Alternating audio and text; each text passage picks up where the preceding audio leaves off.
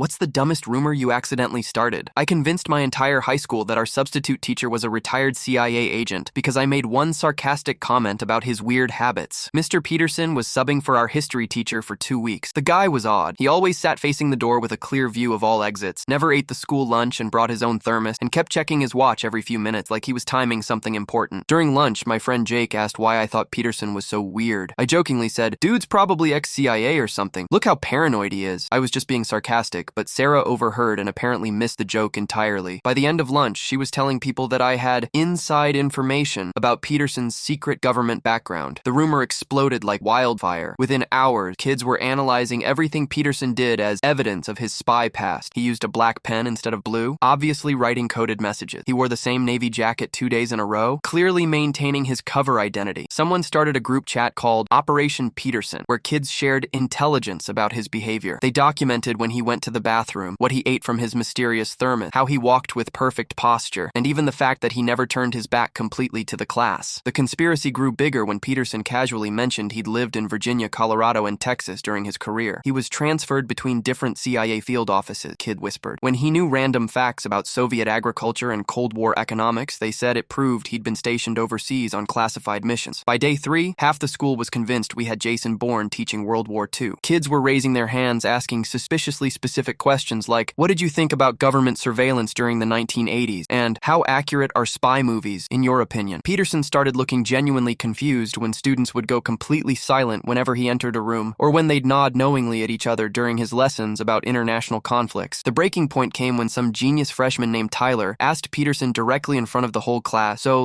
what was it really like working for the government?" Peterson laughed and said, "I was an accountant for the Department of Agriculture for 30 years. I counted soybeans and corn subsidies, not state secrets." The entire classroom went dead silent. Someone in the back whispered, "That's exactly what a deep-cover CIA agent would say." I felt terrible watching this poor man get treated like a mysterious international spy when he was just a retired bean counter with some completely normal habits that we'd blown out of proportion. The rumor finally died when Peterson brought in a photo album from his exciting career, literally just pictures of him in a beige cubicle surrounded by farming reports, a world's okayest accountant coffee mug, and certificates for completing Excel training courses. But here's the best part. Peterson thought the whole thing was absolutely hilarious. He started playing into it, making jokes about his classified soybean missions and his top-secret spreadsheet techniques. He even started dramatically checking his watch and saying things like, "That's classified information," when kids asked about his lunch. On his last day, Peterson gave a fake debriefing where he revealed that his cover story was complete and his mission to teach us about World War II was accomplished. The whole class applauded. Sometimes one sarcastic comment can turn the most boring substitute teacher into the most interesting person in school.